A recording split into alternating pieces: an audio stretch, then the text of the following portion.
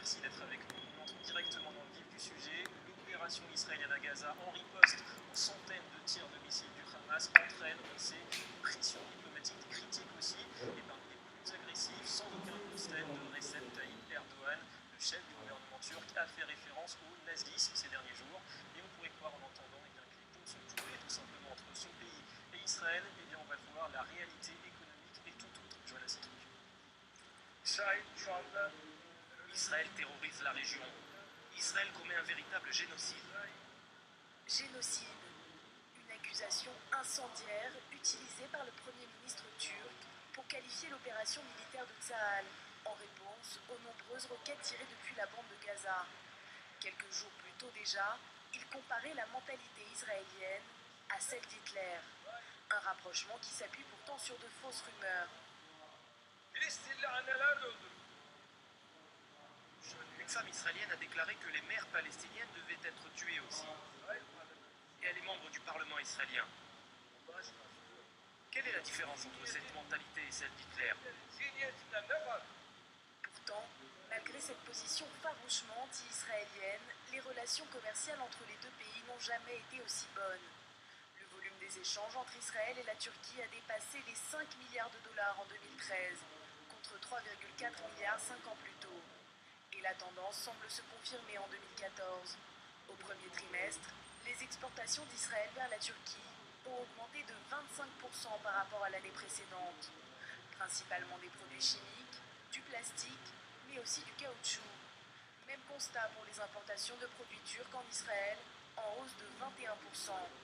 Des relations commerciales pour l'instant au beau fixe, qui pourraient pourtant subir la détérioration des relations diplomatiques. Voilà, étonnant, relations diplomatiques au plus bas, relations commerciales à leur plus haut malgré tout. Alors on va saluer d'abord nos deux invités du jour. Nous avons l'honneur de recevoir ici l'inventeur du drone israélien. Bonjour David Harari. Et merci d'être avec nous, lauréat entre autres du prix d'Israël, chevalier de l'Ordre national du mérite. Et bienvenue aussi à notre analyste financier, notre expert Lionel Friedfeld. Bienvenue à vous. Alors je me tourne vers vous Lionel. D'abord, comment on explique ce fossé entre la vitrine diplomatique et la vérité des faits? La Turquie est un vrai partenaire aujourd'hui économique d'Israël. Effectivement, il y a un dynamisme certain, puisque vous l'avez mentionné en 2008, 3,5 milliards d'échanges commerciaux entre la Turquie et Israël. Et en 2013, ce chiffre monte à 5 milliards de dollars. Donc Israël est passé de la 24e place à la 17e place, on va dire, dans les pays exportateurs en Turquie. Mais cela s'explique qu'en 1996, en fait, la Turquie et Israël avaient déjà signé un accord de libre-échange. En 1997, il y avait déjà un accord fiscal de non-imposition entre les deux pays. Et un peu plus tard, en 1999, on va dire un accord justement pour manager tout ce qui est investissement entre Israël et la Turquie. Et il faut savoir une chose, c'est que les importations en fait turques viennent de la high-tech israélienne, mais aussi les produits chimiques, du textile, et les Turcs exportent énormément vers Israël en fait certains produits textiles, mais c'est aussi le tourisme. On peut parler du tourisme. Malheureusement, peut-être c'est le seul domaine où en fait les non-bonnes relations ont fait que, notamment en 1999, près de 600 000 Israéliens allaient passer leurs vacances en Turquie, et ce qui représentait 3% des touristes turcs. Aujourd'hui, ce chiffre a été divisé et simplement 0,05% des Israéliens vont aujourd'hui en Turquie. En tout cas, ça reste positif malgré plusieurs différends, notamment autour du Mali Marmara. Alors maintenant, on va écouter cet avis assez surprenant du directeur du commerce extérieur au ministère israélien de l'économie, des propos recueillis ce matin par Anthony Less. D'un côté, on a des différends politiques avec le gouvernement turc. Néanmoins, d'un autre côté, nos exportations, nos échanges ont augmenté de manière significative entre les deux pays depuis quelques années. Cela montre à quel point nos relations économiques sont fortes et comment les deux pays arrivent à séparer les questions économiques des questions politiques. Des compagnies turques investissent en Israël, des compagnies israéliennes exportent en Turquie, et même Turkish Airlines couvre plusieurs vols par jour. Je pense donc que les tensions politiques n'influent en rien les relations entre la Turquie et Israël sur le niveau d'exportation ou même sur le commerce entre les deux pays en général. David Harari, vous sentez cette idée comme assez souvent on peut critiquer Israël en façade pour ménager son opinion, et puis on sait très bien qu'on pourra de toute façon commercer avec Israël. Écoutez, d'une manière générale, oui. Ça, je dirais que c'est la règle courante aujourd'hui, malheureusement, de la politique internationale entre les pays. Mais là, pour rebondir un peu sur ce que vous avez parlé sur la Turquie, il a oublié de dire à son Parlement que l'armée de l'air turque utilise les drones israéliens Pour combattre les Kurdes, hein, et enfin, puis ils ont fait des missions aussi au-dessus de la Syrie, etc. Donc tout ça, ça fait partie du jeu de la politique internationale, malheureusement. C'est devenu la norme. On a l'habitude. Oui, je crois que les pays sont rentrés dans cette habitude-là, des pays dans lesquels nous n'avons pas de bonnes relations. Ça ne veut pas dire qu'on n'a pas de bonnes relations diplomatiques, ne veut pas dire qu'on n'a pas de bonnes relations économiques. La Turquie est un exemple, par exemple. Et je crois que ça va continuer comme ça.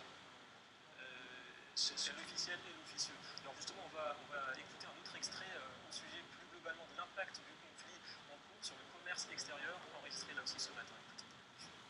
Of course, when such a situation is happening, we see Évidemment, quand une telle situation survient, on constate tout de suite une dégradation de l'environnement économique. On voit que certaines délégations reportent ou carrément annulent leur visite. Il faut tout de même nuancer car nous sommes déjà fin juillet et nous arrivons au mois d'août, une période habituellement creuse dans l'économie israélienne et mondiale. Quoi qu'il en soit, nous faisons l'impossible pour que les gens qui veulent continuer à faire du business avec Israël trouvent en face d'eux des personnes responsables et positives. Voilà, point d'inquiétude visiblement pour l'instant. Lionel, c'est justifié cette optimisme. Effectivement, avec 250 milliards de PNB pour l'économie israélienne, 35% à l'export, Israël est véritablement positif. On parle de la high-tech, mais c'est également du diamant et d'autres business. Donc c'est véritablement justifié. On va revenir aussi sur la décision des autorités américaines avant-hier d'interdire les vols des compagnies US vers ou depuis Israël. Une interdiction qui a été levée ce matin, mais entre-temps, le maire de New York avait annoncé mardi qu'il se rendrait justement en Israël pour dénoncer cette interdiction, et il a tenu parole, on va l'écouter. Chaque fois que je viens ici, cela me rappelle l'histoire. L'histoire d'où vient ma famille, de la liberté et de la démocratie. Israël est le seul pays démocratique du Moyen-Orient. C'est une vraie démocratie où tout le monde a la chance de pouvoir s'exprimer et pratiquer la religion qu'il souhaite de la manière dont il veut. À mes yeux, l'aéroport Ben Gurion est sans doute le plus sûr du monde, tant pour atterrir que pour décoller. Lionel, l'impression d'un monde à deux vitesses, les pour et les contre Israël. Comment les investisseurs prennent en compte cette donnée? Alors les investisseurs internationaux, les bourses internationales ont très bien réagi, puisque c'est un non-événement, c'est un événement local, c'est pas un événement international, et la bourse de Tel Aviv a extrêmement bien réagi. Elle a perdu que dimanche dernier 1,1%, simplement parce que les troupes devaient rentrer à Gaza, mais les investisseurs, notamment locaux, ont l'habitude de ces périodes de conflit. Alors on va rester dans le domaine de l'aéronautique avec une branche qui a pris son envol il y a quelques dizaines d'années maintenant, c'est celle des drones, les avions sans pilote, arme stratégique s'il en est. On le voit à nouveau à l'occasion justement du conflit en cours à Gaza. Alors David Harari, justement, vous êtes l'inventeur du drone israélien. Israël aujourd'hui premier exportateur mondial de drones de surveillance d'après le cabinet Frost et Sullivan, des performances qui s'expliquent aussi par la proximité entre l'industrie et l'armée. Oui, d'abord, c'est vrai. En fait, lorsque nous avons développé fin des années 70, nous étions un petit groupe, nous avions déjà une expérience militaire. Et puis après, nous avons commencé à introduire, nous savions de quoi il fallait le faire, de quelle manière il fallait le faire, nous l'avons fait. Mais alors après, lorsque les unités ont été créées, eh bien tout simplement les techniciens, les ingénieurs ont créé ces unités-là. Et moi-même, donc, je suis rentré dans l'unité des services de renseignement. Et lorsqu'on m'appelait en réserve, est-ce que c'était, on appelait l'officier de l'unité, ou bien on appelait le directeur de la division des drones de chez CAI pour utiliser, et parfois pour résoudre des problèmes que nous avions découverts, etc. Donc, c'est vrai. Et c'est à propos, ce n'est pas seulement dans le créneau des drones, c'est dans dans toute l'industrie militaire israélienne, je dirais presque malheureusement, que nous sommes conduits à faire chose pareille. Mais effectivement, ce système qui a été développé est encore une preuve que et on pourrait montrer d'autres exemples dans l'industrie militaire israélienne, que ce sont des retours de combat, des retours du champ de bataille qui nous amènent à développer certains produits. Et ça, c'était tout simplement le retour de la guerre de Kippour. Grande réactivité, ça joue beaucoup. Absolument. Alors Lionel, Israël 5e exportateur d'armes dans le monde en 2012, 7,5 milliards de dollars quand même. Israël devant la France aujourd'hui, ça s'explique justement par les menaces aussi qui pèsent sur le pays.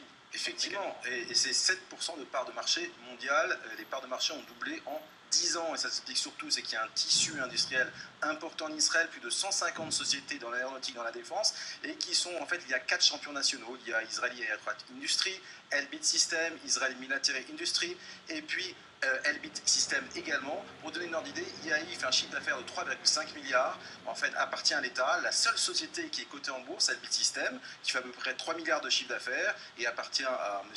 Ackerman. Donc, véritablement, c'est vraiment une poussée, et ça aide véritablement l'industrie aéronautique israélienne. Merci beaucoup Lionel. On va passer à autre chose. On s'intéresse au quotidien menaçant des habitants du sud d'Israël. Les attaques, les tirs incessants de roquettes depuis Gaza les ont forcés à rester cloîtrés chez eux et à s'en remettre aux livraisons à domicile. Anthony Lasme et Sacha Rogout se sont rendus sur place hier à la rencontre de ces livreurs, pas tout à fait comme les autres. Regarde. Le sud d'Israël déserte ses supermarchés à la périphérie des villes. Effrayés par le pilonnage des roquettes, les habitants choisissent le commerce de proximité ou la livraison par Internet. Une offre de livraison gratuite pour 62 localités autour de la bande de Gaza a même été mise en place depuis vendredi. Nous observons une réelle augmentation du nombre de livraisons. Nous enregistrons 2 fois plus de commandes qu'en temps normal. Les employés travaillent beaucoup plus que d'habitude. Certains viennent même de Tel Aviv. Ils sont volontaires. Ils sont là du matin au soir. Je suis très fier d'eux. Rami, 35 ans, est l'un de ces volontaires. Sans augmentation de salaire, il livre les courses du supermarché jusque dans les localités proches de la bande de Gaza. Il y a beaucoup de roquettes ici, donc de temps en temps, on doit s'arrêter, se coucher sur la route, s'abriter, vous savez, des missiles. C'est la raison pour laquelle beaucoup de gens ont peur. Passé une base militaire, nous sommes arrêtés par la police qui nous interdit de passer par cette route. De possibles mouvements de troupes, des tirs d'artillerie ou une roquette du Hamas, nous ne savons pas. Nous n'avons pas la permission de rentrer ici. On cherche d'autres chemins sur la carte pour accéder à l'endroit de livraison. On va passer par Tzomet Goulod. Mais peut-être ils ont fermé là aussi. On peut accéder seulement aux 2 premiers villages. On devra passer par là-bas pour accéder aux 3 autres. Nous reprenons la route, 40 km de détour pour arriver au premier lieu de livraison. Nous contournons alors la bande de Gaza. Ici, on arrive à Tzikim. Regardez. Des terroristes se sont introduits ici par la mer. Nous espérons qu'à la fin de cette mission, nous aurons une vie paisible ici, pour un temps long.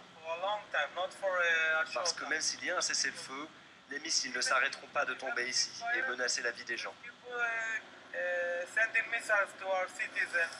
Nous arrivons au kibbutz Talmé Eliaou, situé à 5 km de la bande de Gaza. Ira reçoit ses courses, une aide précieuse pour cette Israélienne. Chaque sortie de la maison fait vraiment peur et tout ce qu'on peut recevoir directement à la maison nous fait vraiment du bien. Peu rassurée par les tirs incessants de roquettes, Ira est encore plus effrayée par les tunnels du Hamas. Pour les roquettes, on a l'alerte rouge qui nous indique une frappe. Alors pour des terroristes, on n'a aucune indication. On ne sait pas où, ni quand, ni combien. Alors oui, c'est une nouvelle menace. Et j'en ai peur. Rami aura effectué 5 livraisons ce matin, 2 à Sderot et 3 en périphérie de Gaza. Il ne compte pas les heures, il fait partie de cette énorme chaîne solidaire qui existe en Israël en ces temps de guerre. Aujourd'hui, c'était plus calme, mais comme vous avez pu voir, on a pu entendre des explosions non loin de nous, quelquefois sur la route. On essaie de faire de notre mieux. Quand je vois leur bonheur, leur sourire, je souris aussi. Voilà, de l'espoir et du sourire malgré tout. Alors David Harari, cette réalité économique du sud d'Israël, ça peut pousser éventuellement le gouvernement à intensifier ses opérations? Certainement, dans certains facteurs, ces facteurs tels que ce que nous avons là seront pris en considération, c'est certain, comme d'autres facteurs. Et puis il faudra faire l'intégrale de tout ça et puis décider ce que faire. Mais sans aucun doute, ce facteur-là économique de la bande de Gaza et puis de l'isolement sera certainement pris. Aujourd'hui, ce conflit a été tel qu'on est obligé de prendre, d'après moi, tous les facteurs en compte. Parce qu'il y a les habitants du Sud qui font beaucoup pression. Absolument, et je crois qu'on nous le comprenons. Alors un mot Lionel sur la bourse, plus 2% depuis le début des opérations à Tel Aviv, c'est toujours l'optimisme. C'est l'optimisme et l'histoire nous démontre que, en fait, si on prend le TAS depuis 30 ans, a délivré près de 2500% de rendement, à comparer avec le S&P 500, les 500 grandes sociétés américaines, sur le même temps qui délivrait 400%. Donc c'est un conflit, malgré tous les conflits, en fait, il y a un lissage dans le temps et la bourse devrait réagir véritablement avec très bien. Si ça reste comme ça pour l'instant. Merci beaucoup à tous les deux d'avoir été présents sur notre plateau. Voilà, fin de cette édition d'Économie de Mag. Merci de votre fidélité. Le retour de l'info, c'est tout de suite sur i24 News. Restez avec nous.